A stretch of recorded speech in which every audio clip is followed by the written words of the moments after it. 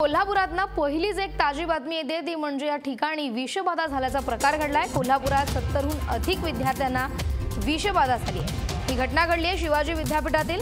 ही विद्यापीठातले हे विद्यार्थी आहेत। या विद्यार्थ्यांवरती विद्यापीठातील प्राथमिक आरोग्य केंद्र तसेच सीपीआर रुग्णालयात सध्या उपचार सुरू आहेत। हे सर्व विद्यार्थी आव्हान 2017 या आपत्ती व्यवस्थापनाच्या शिबिरासाठी आले होते। रात्री जेवणानंतर विद्यार्थ्यांना मळमळ आणि उलटीचा त्रास होऊ लागला आणि त्यानंतर त्यांच्यावरती तातडीने हे उपचार सुरू करण्यात आले आहेत। आणि बघतोय आता ही ताजी बातमी आहे कोल्हापुरातना शिवाजी विद्यापीठातले विद्यार्थी आहेत। या 70 विद्यार्थ्यांना विषबाधा झाली आहे। आव्हान 2017 या आपत्ती व्यवस्थापनाच्या शिबिरासाठी ते आले होते। या दरम्यान रात्री जेवणानंतर या विद्यार्थ्यांना मळमळ आणि उलटीचा त्रास होऊन ही विषबाधा झाली आहे। या सगळ्याच विद्यार्थ्यांवरती प्राथमिक आरोग्य केंद्र आणि तसेच सीपीआर रुग्णालयात उपचार सुरू आहेत। या संदर्भातच आपण अधिक माहिती घेणार आहोत आपले रिपोर्टर सतेज औंधकर यांच्याकडून।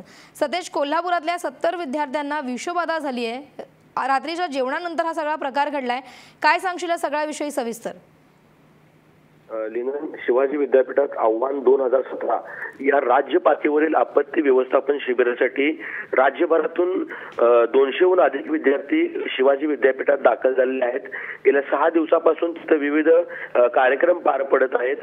काल जेव्हा हे विद्यार्थी जेवले होते त्या जेवल्यानंतर त्यांना काही तासानंतर त्यांना उलट्या आणि जुलाब हे चालू झालेले आहेत, मळमळ चालू झालेली आहे। यानंतर काही विद्यार्थ्यांना तिथून जे शिवाजी विद्यापीठाचं प्राथमिक आरोग्य केंद्र आहे त्या ठिकाणी दाखल केलं। त्यांच्यावरती त्या ठिकाणी उपचार करण्यात आले, परंतु ज्यांना जास्त त्रास होतोय अशा 2 विद्यार्थ्यांना त्यांनी कोल्हापूरच्या सीपीआर रुग्णालयात दाखल केलेलं आहे। त्यामध्ये नारायण बाबूराव मांडे हा 20 वर्षाचा जालन्याचा तरुण आहे, तर मनोज नारायण उरके हा 24 वर्षाचा विटापूर जिल्हा भंडाऱ्यातला तरुण आहे। यांच्यावरती सीपीआर रुग्णालयात उपचार सुरू आहेत।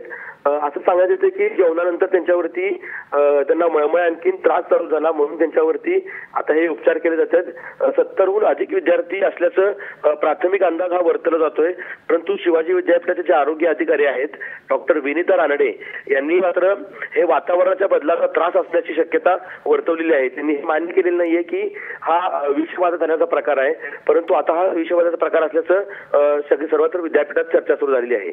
नक्कीच विषबाधाचा प्रकार आहे हा समोर आलाय। दरम्यान धन्यवाद तुम्ही दिलेल्या सविस्तर माहितीबद्दल।